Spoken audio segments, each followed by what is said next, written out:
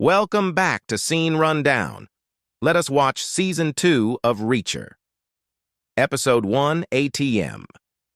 One scene shows a man being thrown out of a helicopter and falling somewhere in the Catskill Mountains. The following day, while in Arkansas getting his pension check, Jack Reacher notices a bruised face of a woman withdrawing money. He steps in to stop an armed carjacker. When the woman asked his name, he replied, "Someone who does not want to get involved." Then he realizes that the amounts on his own ATM receipt include a military emergency aid number. When Reacher gets in touch with Neagley, his old teammate, she admits that she put it there to attract his notice, because he doesn't have a mobile phone. It appears that Calvin Franz, a former member of Reacher's hand-selected Special Investigations Unit during his Army days, was the man dumped from the chopper. With the assistance of a third member, David O'Donnell, the two start their investigation into the murder. Reacher finds a data drive that Franz had concealed, revealing a list of numbers and evidence that someone is pursuing each surviving member of Reacher's squad. The three resolve to track down and punish their friend's murderers in order to get revenge on them. Episode 2. What happens in Atlantic City? He notices a stranger pursuing them and kicks the car bumper to deploy the airbags. He then assaulted the driver. Neagley revealed to the two that it was not a gun, but it was a badge. He is an NYPD detective named Guy Russo. Reacher, Neagley, and O'Donnell travel to Atlantic City, where two other teammate soldiers, Sanchez and Orozco, are employed by the Neptune Casino as security guards. They run upon Carla Dixon along the route, who happens to be Reacher's possible love interest, in addition to another team member. David Wright, the chief of security at the casino, proves to be a useful friend. In exchange for helping the crew find Sanchez and Orozco, he gives them a suite to stay in. Regretfully, his contacts with the police verify that both men were kidnapped, killed, and disposed of in the same mountainous area as Franz. The numbers on the list must indicate something different because he can also verify that none of the casinos have any lost cash. A subsequent attempt at murder leads them back to New York and a corporation known as New Age Technologies. Episode 3. Picture says 1,000 words. In flashbacks, Franz is beaten up by Langston to extract information.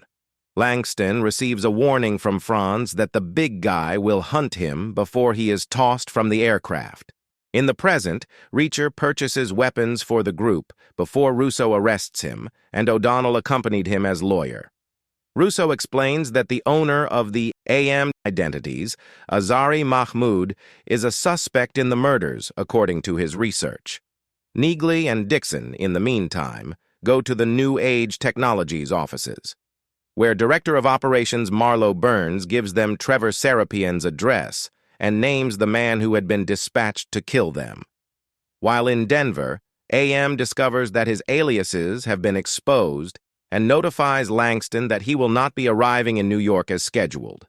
Dixon, in the meantime, surmises that the list of numbers found on the Franz USB is a representation of days and months. When Reacher, Neagley, Dixon, and O'Donnell visit Seropian's home, they appropriately foresee an ambush and take out a significant number of New Age mercenaries. Now that New Age's participation has been established, the team members raid the company's headquarters and discover proof that Swan, another team member, had worked there. Episode 4. A Night at the Symphony. The team members argue over Swan's motivations as they examine their findings from New Age, even after it becomes clear that he works in the security division of the corporation. Thanks to notes from a senator named Lavoie, the team members learn that New Age has a 9-figure government defense contract named Little Wing. In the meantime, AM murders a plastic surgeon in Denver in an effort to assume his identity before taking a plane to New York. After following the senator's legislative assistant to Boston, the team members assist Oscar Finley in apprehending the assistant in order to extract information from him. Reacher used Dixon to lure the aide in taking drugs. Reacher and O'Donnell learn from the aide that Little Wing is a missile program run out of New Age facilities in Denver and New York, with the goal of developing missiles that hit their targets every time, like no escape. Reacher learns that New Age individuals intend to sell AM-650 rockets in order to facilitate terrorist acts. A biker gang ambushes the squad members later that evening, but they are defeated, thanks to their military skills training. Next, Reacher calls Langston, who tries to buy him off with a bribe, but Reacher says he intends to chuck him out of a helicopter instead. Episode 5. Burial. When Neagley and Dixon go to New Age's Denver location to inspect the missiles, they discover that they have already been loaded into a truck and driven away.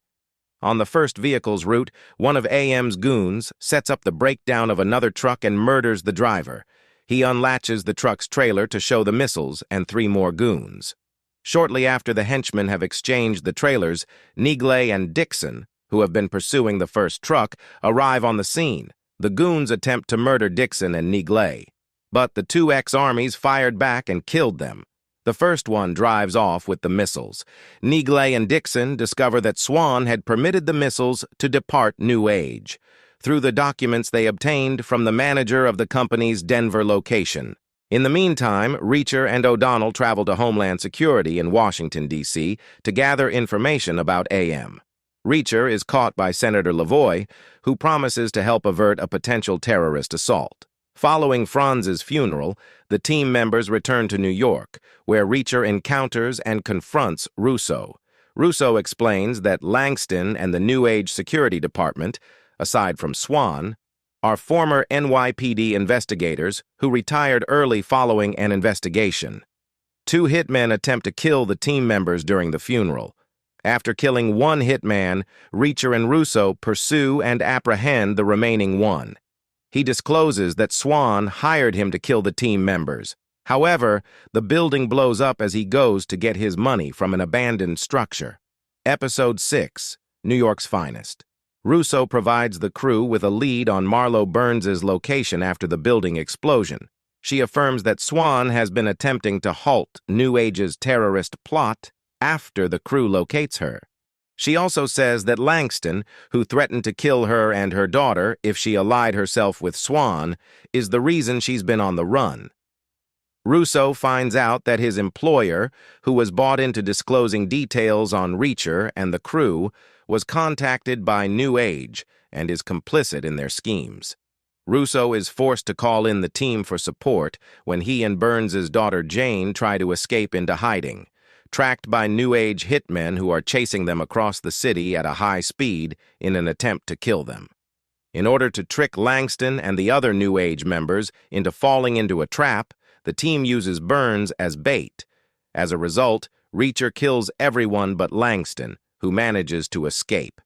Neagley, Dixon, and O'Donnell then show up to help Russo.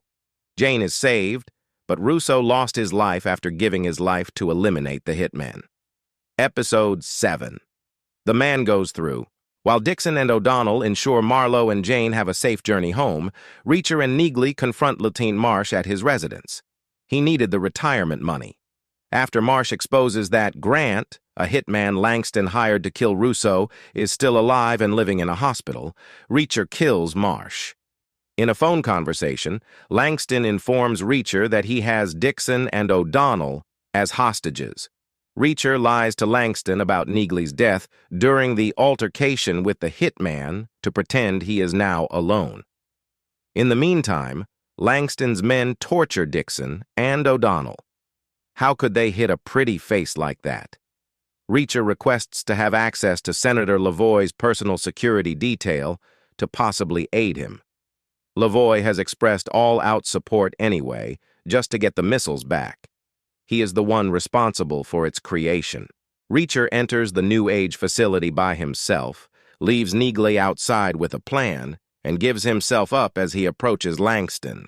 Final episode, Flyboy. Langston explains his plan to send the team to the chopper without parachutes, so Langston is left with no loose ends. Neagley, meanwhile, is picking off the bad guys guarding the outside, while waiting for a team hired by Senator Lavoie, who is helping Reacher to cover his own. Langston reveals that it will be Swan who will take the fall. Langston had him killed but kept Swan's finger and eyeball for fingerprints. Langston loads Dixon and O'Donnell onto helicopter, unaware that Reacher is freeing himself from his restraint thanks to a handy nail. Neagley and team storm the building. Langston heads for the helicopter. Reacher goes rushing after him.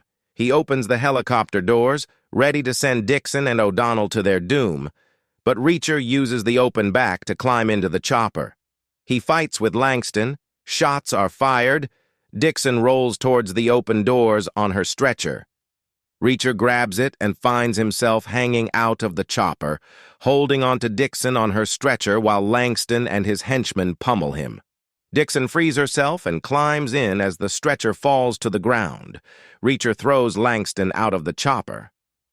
Even though he was the person who knows where the missile sale is about to take place. But the pilot also knows it. AM arrives at a remote farmhouse only to be greeted by Reacher and the team. He thinks he can talk his way out of trouble, but they all fire their weapons at him.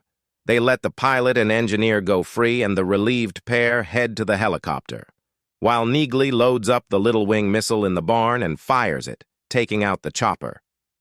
"I guess Little Wing works," Reacher said. Reacher and his pals discover Lavoie's team are pointing guns at them, as they have instructions from Lavoie to kill them. Lavoie's plan is foiled as a team from Homeland Security show up and arrest them, and another team go to Lavoie's office to arrest him. Reacher denies all knowledge of the $65 million that was in AM's big briefcase. Reacher secretly distributes the money to those who need it, including Swan's family, the brother of cop Russo, an animal shelter, Neagley's dad, who needs home help care, and to O'Donnell's kids and Dixon's business as well. The four pose for a photo in memory of the teammates they have lost. Reacher has one final night with Dixon, who buys him a toothbrush, and the next day goes to the bus station with Neagley. She reminds him that the 110th are his family and watches as he boards the bus alone. "Where are you headed?" asks a fellow passenger. "No idea," replies Reacher as the bus leaves the city. Thank you for watching. Please like and subscribe for more videos.